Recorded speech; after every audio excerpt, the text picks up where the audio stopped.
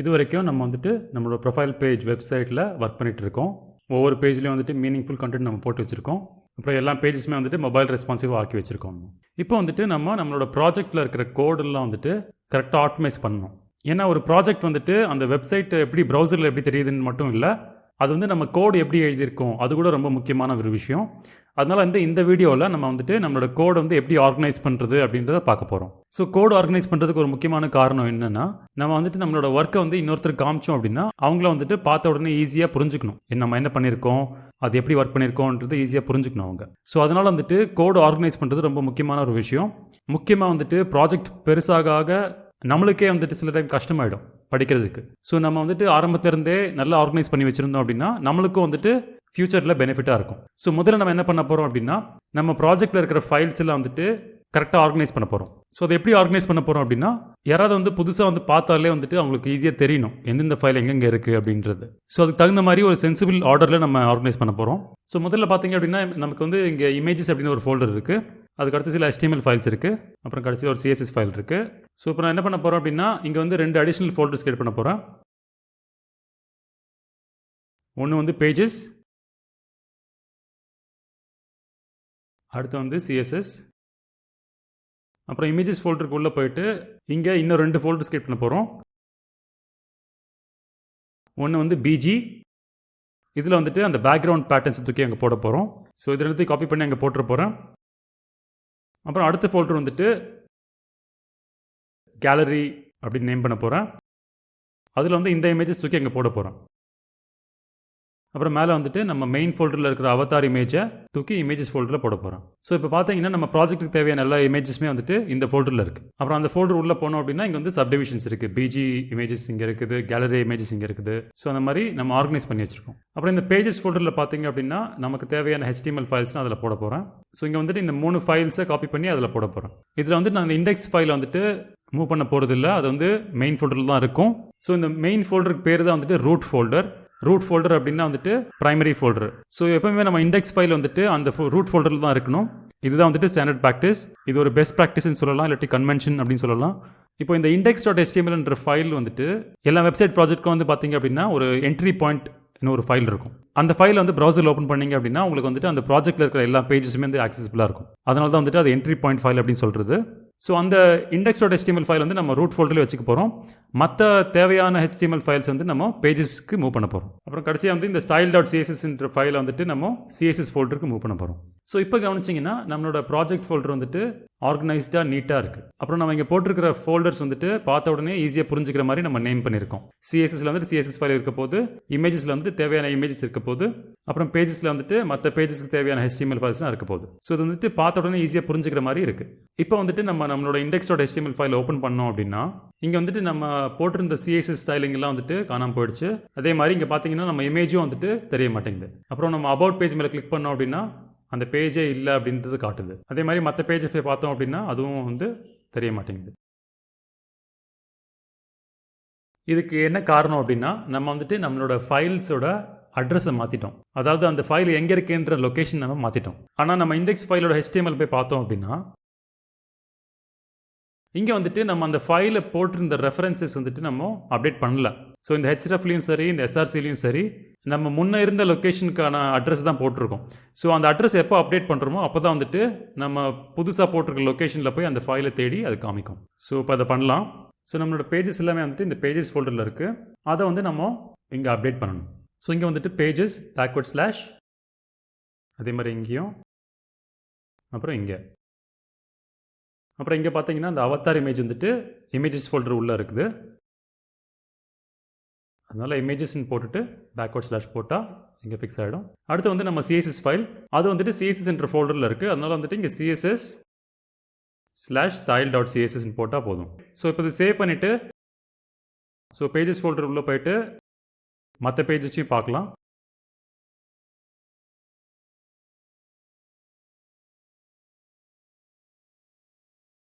இங்கே வந்துட்டு நம்ம இண்டெக்ஸ் ஃபைலில் பண்ண மாதிரி இங்கே சிஎஸ்எஸ் ஃபைலுக்கு போட முடியாது.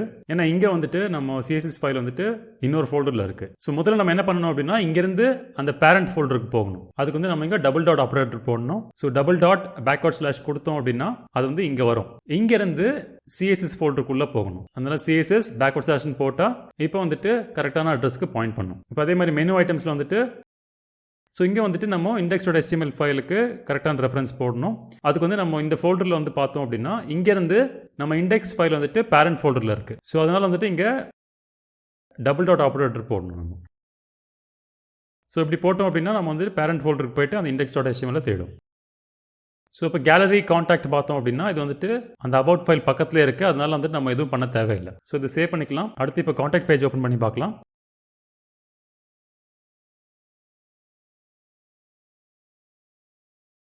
மறுபடியும் இங்கே வந்துட்டு நம்ம பேரண்ட் ஃபோல்டருக்கு போயிட்டு அப்புறம் சிஎஸ்எஸ் ஃபோல்டருக்கு போகணும். மறுபடியும் இங்கே வந்துட்டு பேரண்ட் ஃபோல்டருக்கு போயிட்டு index.html ஃபைலை தேடணும். அப்புறம் கேலரி,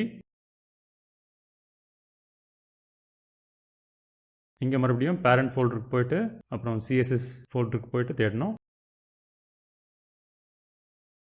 அப்புறம் பேக்ரவுண்ட் இமேஜஸ் வந்துட்டு இந்த இமேஜஸ் ஃபோல்டர் உள்ள பிஜி ஃபோல்டரில் இருக்குது. முதல்ல நம்ம என்ன பண்ணணும் அப்படின்னா நம்ம பேஜஸ் ஃபோல்டரில் இருந்து நம்ம பேரண்ட் ஃபோல்டருக்கு போகணும். அதுக்கு வந்து இங்கே டபுள் டாட் ஆப்ரேட்டர் போட்டுட்டு இப்போ இமேஜஸ் ஃபோல்டர் போய் பார்த்தோம் அப்படின்னா அதுக்குள்ளே பிஜி ஃபோல்டரில் உள்ள இருக்குது. So images/bg/bg2. ஸோ அப்படி போட்டால் கரெக்டாக வந்துடும். அப்புறம் இங்கே வந்துட்டு பேரண்ட் ஃபோல்டருக்கு போயிட்டு index.html தேடணும். அப்புறம் இங்கே பார்த்தீங்க அப்படின்னா முதல்ல இங்கேருந்து நம்ம பேரண்ட் ஃபோல்டருக்கு போகணும். அதுக்கப்புறம் இமேஜஸ்க்கு போகணும். அதுக்கப்புறம் கேலரி, அதுக்கப்புறம் அந்த இமேஜஸ் தேடணும். So first double dot operator போடணும். அதுக்கப்புறம் இமேஜஸ், அதுக்கப்புறம் வந்துட்டு கேலரி, அதுக்கப்புறம் நம்ம இமேஜோட நேம். ஸோ இந்த பாத்தை நம்ம காப்பி பண்ணிக்கலாம். இதே எல்லாத்துக்கும் போட்டுடலாம்.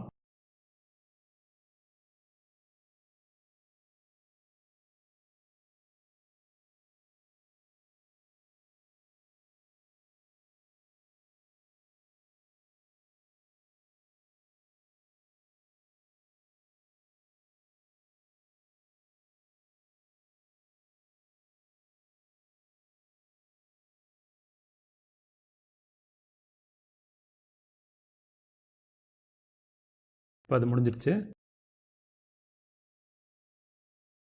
இப்போ வந்துட்டு நம்ம ரெஃப்ரெஷ் பண்ணி எப்படி இருக்குன்னு பார்க்கலாம். ஸோ இப்போ பார்த்தீங்கன்னா நம்ம சிஎஸ்எஸ் வந்துடுச்சு. அதே மாதிரி ஃபைல்ஸும் வந்துட்டு ஆக்சசிபிளாக இருக்குது. எல்லாமே வந்துட்டு மறுபடியும் ஒர்க் பண்ணுது. ஸோ இப்போ நம்ம வந்து 2 விஷயம் பண்ணியிருக்கோம். ஒன்று வந்துட்டு நம்மளோட ஃபைல்ஸை ரீஆர்கனைஸ் பண்ணோம். அடுத்து வந்துட்டு நம்ம அந்த ஃபைல்ஸ்க்கான ரெஃபரன்ஸஸை அப்டேட் பண்ணியிருக்கோம் புது லொக்கேஷனுக்கு தகுந்த மாதிரி. ஸோ இப்போ நம்ம என்ன பண்ண போகிறோம் அப்படின்னா நம்மளோட HTML ஃபைலுக்கு போயிட்டு பார்த்தோம் அப்படின்னா இங்கே வந்துட்டு அதோட இன்டென்டேஷன் வந்துட்டு கரெக்டாக இல்லை. சில இடத்துல கரெக்டாக இருக்குது, சில இடத்துல வந்துட்டு தப்பாக இருக்குது. ஸோ இதுக்கு நம்ம என்ன பண்ணலாம் அப்படின்னா ஒரு புது டேப் ஓப்பன் பண்ணிவிட்டு HTML ஃபார்மேட்டர் அப்படின்னு தேடலாம். இங்கே வந்துட்டு நமக்கு பல ரிசல்ட்ஸ் வரும். இது எல்லாமே பார்த்தீங்க அப்படின்னா HTML ஃபார்மேட் பண்ணுறதுக்கு சில டூல்ஸ், ஆன்லைன் டூல்ஸ். ஸோ அதில் ஏதாவது ஒன்று நம்ம சூஸ் பண்ணி நம்ம போயிட்டு நம்மளோட கோடை ஃபார்மேட் பண்ணிக்கலாம். நான் இந்த லிங்க் மேலே கிளிக் பண்ண போகிறேன். ஸோ இங்கே நம்ம என்ன பண்ணலாம் அப்படின்னா நம்மளோட HTML கோடை காப்பி பண்ணிவிட்டு அப்புறம் இங்கே வந்துட்டு பேஸ்ட் பண்ணிவிட்டு ஃபார்மேட் HTMLன்ற பட்டன் கிளிக் பண்ணணும். ஸோ அப்படி கிளிக் பண்ணோம் அப்படின்னா நமக்கு வந்து இங்கே ஃபார்மேட் பண்ண கோடை காமிக்கும். அதை வந்து நம்ம காப்பி பண்ணிக்கலாம். ஸோ காப்பி பண்ண கோடை இங்கே வந்துட்டு பேஸ்ட் பண்ணிக்கலாம். இப்போ வந்துட்டு நம்மளோட HTML கோட் வந்துட்டு ப்ராப்பராக ஃபார்மேட் பண்ணி இங்கே இருக்குது. இந்த மாதிரி வந்துட்டு நம்மளோட எல்லா HTML ஃபைல்ஸையும் ஃபார்மேட் பண்ணிக்கலாம்.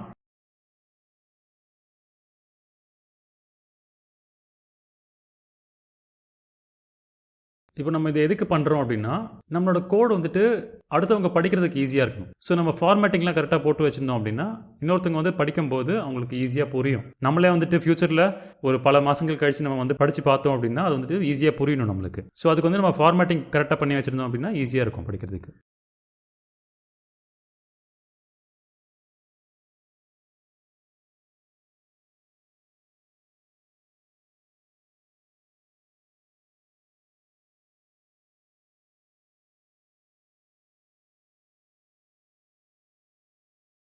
ஸோ நம்மளோட எல்லா HTML ஃபைல்ஸும் இப்போ வந்து ஃபார்மேட் பண்ணி கரெக்டாக இருக்குது. இப்போ நம்ம CSS ஃபைலை ஃபார்மேட் பண்ணிக்கலாம். ஸோ இப்போ வந்துட்டு ஒரு புது டேப் ஓப்பன் பண்ணிவிட்டு CSS ஃபார்மேட்னு கூகுள் பண்ண போகிறேன்.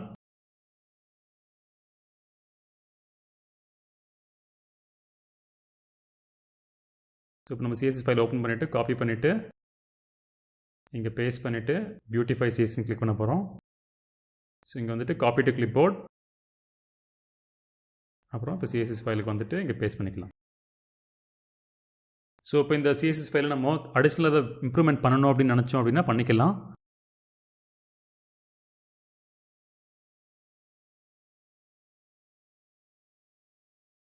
ஸோ ஒரு விஷயம் நான் வந்துட்டு மாற்றணும்னு நினச்சது என்ன அப்படின்னா, இந்த காண்டாக்ட் பேஜில் வந்து பார்த்தோம் அப்படின்னா இது வந்து நம்ம மொபைல் ஃபோனில் பார்க்கும்போது வந்துட்டு எல்லா இன்புட் ஃபீல்ட்ஸும் வந்துட்டு ஃபுல் விட்த்தில் இருக்குது. அதாவது லெஃப்டில் இருந்து ரைட்டில் ஃபுல்லாக கவர் ஆகிற மாதிரி இருக்குது. எல்லாமே வந்துட்டு ஈவனாக இருக்குது. இதே வந்து நம்ம டெஸ்க்டாப்பில் பார்த்தோம் அப்படின்னா ஒவ்வொன்றும் வந்துட்டு அன்ஈவன் லென்த்தில் இருக்குது. இதை வந்துட்டு நம்ம சிம்பிளாக இம்ப்ரூவ் பண்ணலாம். எப்படி அப்படின்னா, இங்கே வந்து நம்ம மீடியா query செக்ஷன்லேருந்து இந்த ப்ராப்பர்ட்டிஸ்லாம் தூக்கிட்டு வெளியில் போட்டோம் அப்படின்னா அது வந்துட்டு நம்ம பேஜ் எந்த விட்த்தில் இருந்தாலும் அப்ளை ஆகும். ஸோ அதை தூக்கிட்டு இங்கே வந்துட்டு நம்ம இந்த காண்டாக்ட் ஃபார்ம் ஐடி செக்ஷன் கீழே நம்ம பேஸ்ட் பண்ணிக்கலாம். ஸோ இந்த ப்ராப்பர்ட்டிஸ்ன்னு தூக்கிட்டு இங்கே கீழே போட்டுடலாம்.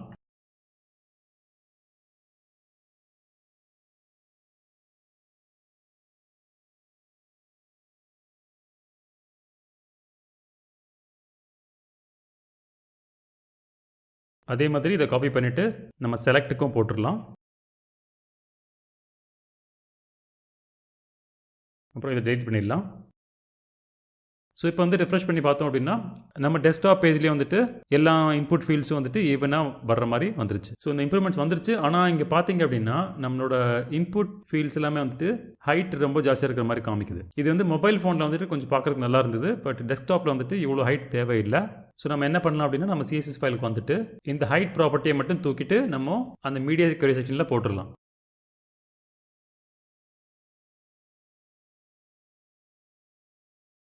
ஸோ அந்த விட்த்தை நம்ம இங்கே எடுத்துடலாங்க.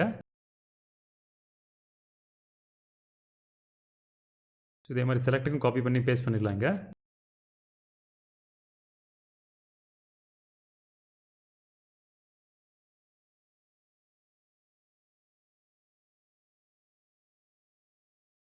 அப்புறம் மேலே வந்துட்டு அந்த ஹைட் ப்ராப்பர்ட்டி டெலிட் பண்ணிடலாம் ரெண்டுத்துக்கும். ஸோ இப்போ சேவ் பண்ணி ரிஃப்ரெஷ் பண்ணி பார்த்தோம் அப்படின்னா இப்போ வந்துட்டு நம்மளோட இன்புட் ஃபீல்ட்ஸும் செலக்ட் ஃபீல்டும் வந்துட்டு கரெக்டான ஹைட் காமிக்குது. இன்னொரு சின்ன சேஞ்ச் நம்ம என்ன பண்ணலாம் அப்படின்னா இந்த ஃபீல்ட்ஸ்க்கெல்லாம் வந்துட்டு ஒரு பார்டர் ரேடியஸ் தரலாம். ஸோ பார்டர் ரேடியஸ் அப்படின்னு ஒரு ப்ராப்பர்ட்டி இருக்குது. ஸோ இங்கே பார்டர் ரேடியஸ்ன்னு கொடுத்துட்டு 5 பிக்சல் கொடுக்க போகிறேன். இது என்ன பண்ணுதுன்னு காட்டுறேன் இப்போது. ஸோ இப்போ கவனிச்சிங்க அப்படின்னா நம்மளோட நேமும் இமெயில் ஐடி ஃபீல்டையும் பார்த்தீங்கன்னா அந்த கார்னர் வந்துட்டு ரவுண்ட் பண்ண மாதிரி இருக்குது. ஸோ முன்னாடி வந்துட்டு பார்த்தீங்கன்னா ஸ்ட்ரெயிட்டாக 90 டிகிரி ஆங்கிளில் காமிச்சது. இப்போ வந்து பார்த்தீங்க அப்படின்னா ஒரு ரவுண்ட் பண்ண மாதிரி கார்னர்ஸ் காட்டுது. ஸோ இந்த கர்வேச்சர் வந்துட்டு எவ்வளோ இருக்கணுன்றதை நம்ம ஸ்பெசிஃபை பண்ணலாம். ஸோ பார்டர் ரேடியஸ் வந்துட்டு நம்ம இந்த பிக்சல் குவான்டிட்டியை கம்மி பண்ணோம் அப்படின்னா அந்த கர்வேச்சரும் வந்துட்டு கம்மியாகும். ஸோ இப்போ 2 பிக்சல் போட்டு பார்க்கலாம். ஸோ இப்போ கவனிச்சிங்க அப்படின்னா நம்ம இன்புட் ஃபீல்ட்ஸ்க்கான கார்னர் வந்துட்டு ரொம்ப ரவுண்டாக இல்லாமல் ஓரளவுக்கு சட்டிலாக ரவுண்டாக இருக்குது. ஸோ இப்போ இந்த பார்டர் ரேடியஸ் 2 பிக்சல்ன்றதை நம்ம வந்துட்டு மற்ற ஃபீல்ட்ஸ்க்கும் போட்டுக்கலாம்.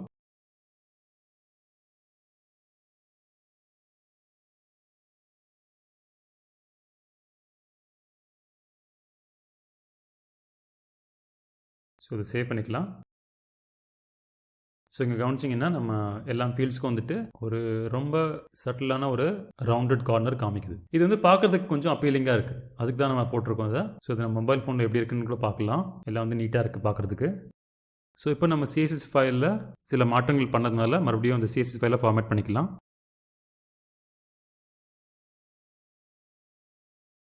ஸோ ஃபார்மேட் பண்ண கோடை காப்பி பண்ணி இங்கே பேஸ்ட் பண்ணிக்கலாம் மறுபடியும்.